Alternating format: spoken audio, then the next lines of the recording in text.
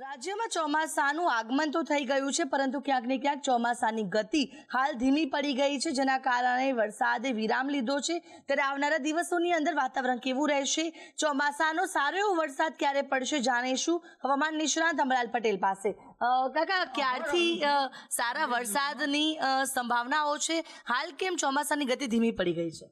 ખેડૂત ભાઈઓએ ચિંતા કરવાની જરૂર નથી। નબળા પવનોના કારણે ચોમાસું નબળું પડ્યું છે।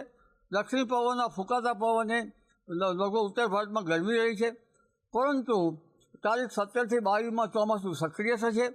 આ વખતે જે નબળા પડેલા પવનો છે એ દક્ષિણ ગોળાર્ધમાંથી પવનોની ગતિ, આ પવનની ગતિ જે છે એ લગભગ 17થી 22માં ભાવનગરના ભાગો, લાઠી, બાબરા તેમજ અન્ય ભાગો ઉપરાંત થોડાક અંશે અમરેલીના ભાગો, જૂનાગઢના ભાગમાં કંઈક અંશે ઓછું રહેશે, પરંતુ અચ્છા કાકા, જે રીતે 17થી 22 સુધી સારા પવનો સાથે વરસાદની સંભાવનાઓ છે, કઈ વરસાદી સિસ્ટમ સક્રિય થઈ છે કે જેના કારણે આ ગુજરાતમાં સારો વરસાદ પડશે? વરસાદી સિસ્ટમ તો કોઈ સક્રિય થઈ નથી, પણ પવનની ગતિ જરૂરી છે।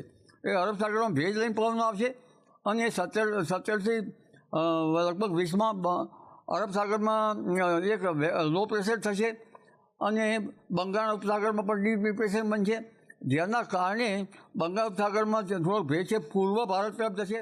21થી 24, 25માં આદ્રા નક્ષત્ર આવશે અને આ આદ્રા નક્ષત્રમાં લગભગ ગુજરાતના મહદ ભાગોમાં સચરાચર વરસાદ થવાની શક્યતા રહે છે।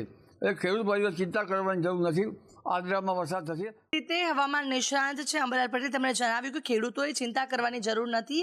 17 તારીખથી જ ચોમાસું ફરી સક્રિય થઈ જશે અને ખૂબ સારો વરસાદ જે છે કે જે 21થી 25 જૂન સુધીમાં પડશે અને આ વરસાદ ખેતી લાયક રહેશે।